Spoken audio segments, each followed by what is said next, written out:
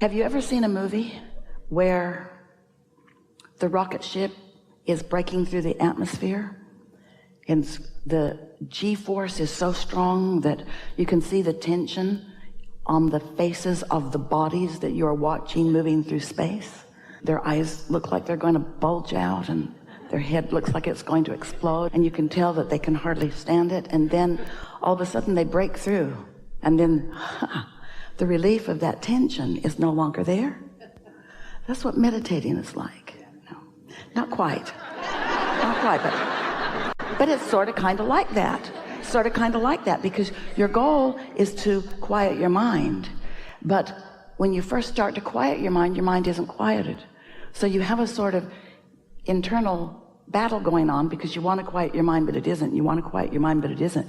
You want to quiet your mind, and it isn't. And you're so focused on quieting your mind, you can't.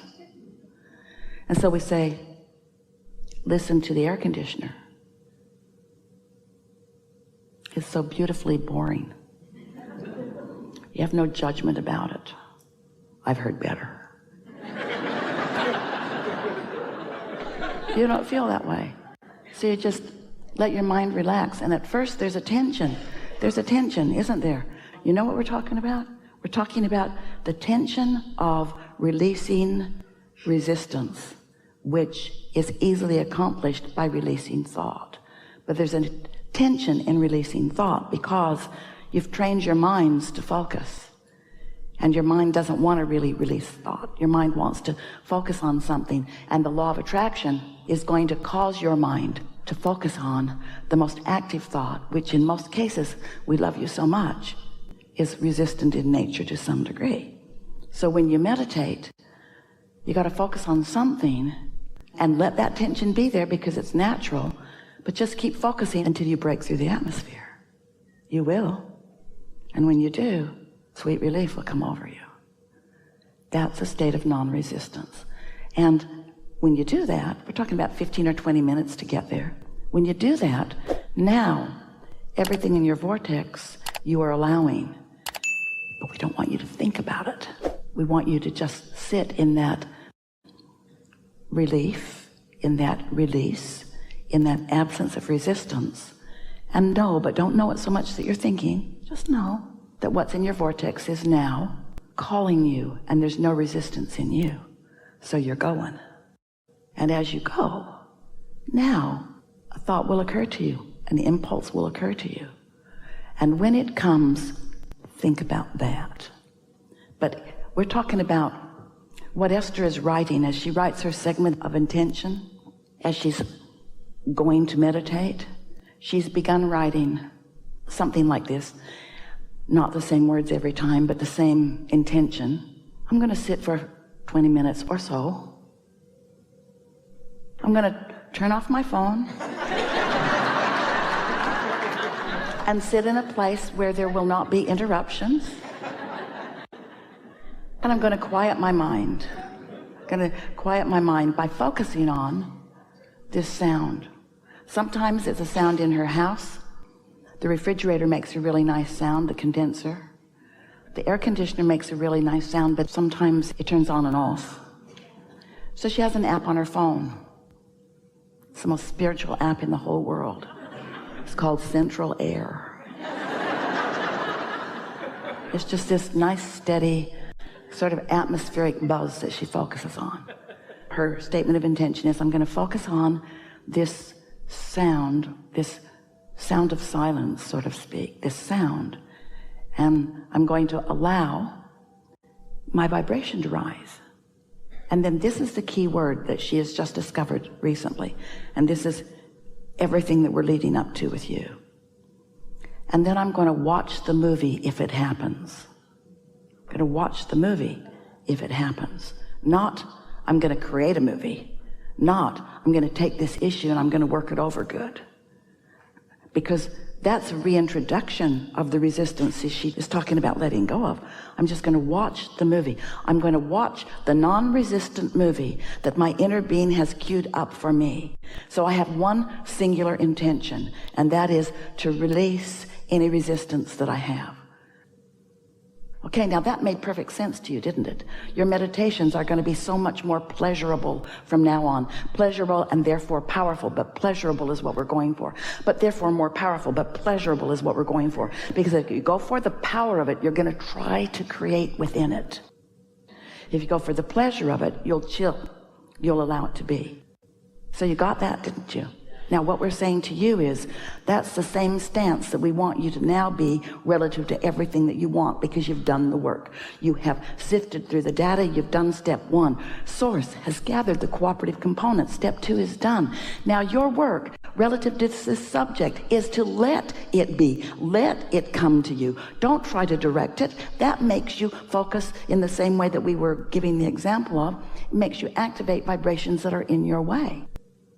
You are so close, not to this end result, to this never-ending pattern and path of results. You're not ever going to get it done. You're not ever going to get to the end, but you're going to have so much pleasure as the universe says, here you go. And you say, I see that. And then the universe says, here you go. And you say, I see that. The words that are coming from Esther these days are, I am bowled over by my now awareness of the cooperative universe that is acting on my behalf. She said it's like problem solution, problem solution, problem solution, problem solution, or question answer, question answer, question answer, question answer. And if the question and the answer are really close together, or the problem or the solution are so close together, then you have that feeling of your hands in the clay, but you don't mess it up by focusing upon a problem when you're not close enough to the solution to let it in. Is that helpful? So we're going to ask you a series of questions. Do you acknowledge that that's not your nature? Do you acknowledge that you are a powerful thinker and that you have long been making things happen with your thought? That by your sheer will and powerful intent that you stand out in the crowd because you're more focused than almost anybody you know? Will you admit that it's been pretty tense for as long as you can remember? And are you now getting it, that that tension, while you've earned it, and it is admirable in a physical environment where the harder you try and the more you sacrifice and the more effort you make, the more you're rewarded from the puny little pile, that there's not steady, continuous bliss and satisfaction and ease and flow and a feeling of worthiness and blessedness in that. You're ready for flipping that switch. You really are. And sometimes you do it. But there is a tension about you that we would just put under the big label of, I can make this happen.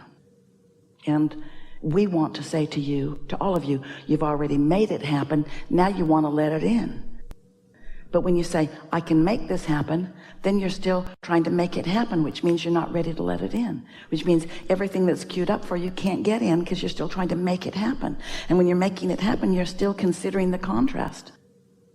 Well, you can launch rockets all day, every day, and there is a certain satisfaction in that. But, compared to getting in this flow of divine intervention, divine cooperation, where all that is, who knows everything that you desire and all of the reasons behind it, and where every piece of satisfaction is. Did you notice? Every piece of satisfaction, not every piece of the puzzle that'll move it along, every piece of satisfaction. So our question is, can you accept, we know it feels like we're sort of bullying you into this, but it's because we feel it's so powerful. Can you accept that? Your Honor, Abraham is leading the witness.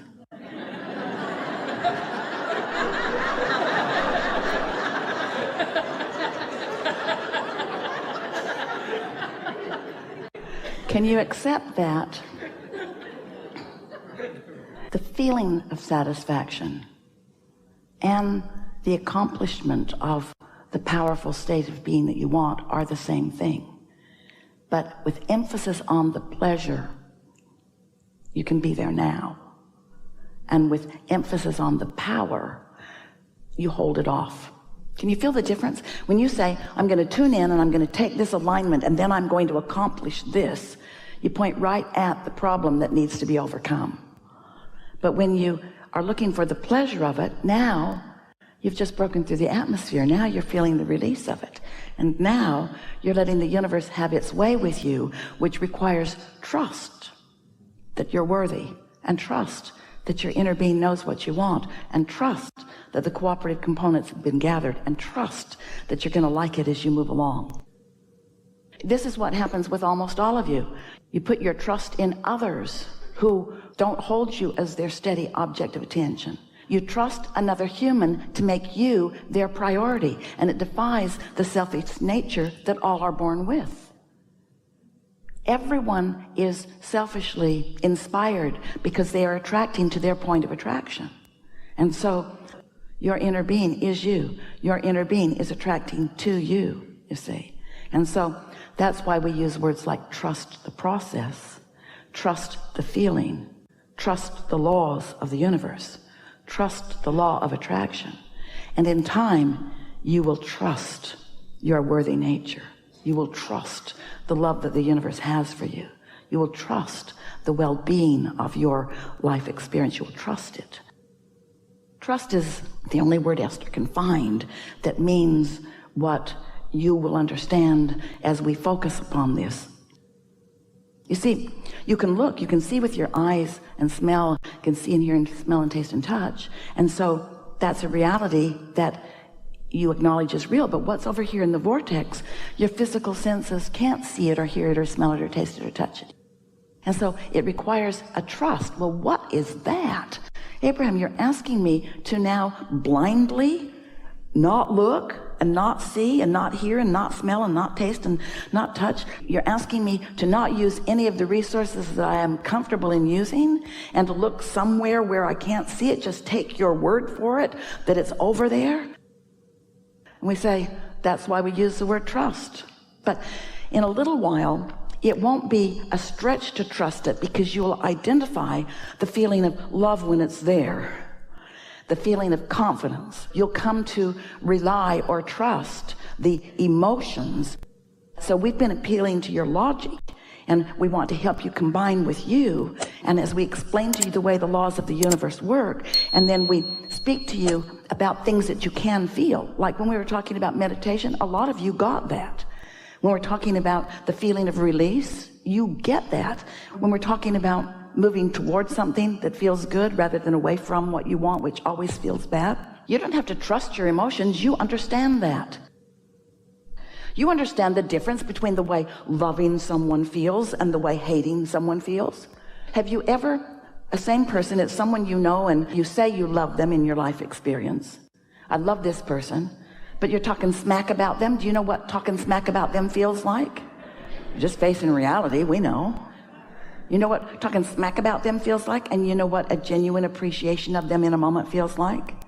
Do you know the feeling of goosebumps that sort of comes over you when you get focused upon something in alignment with your inner being?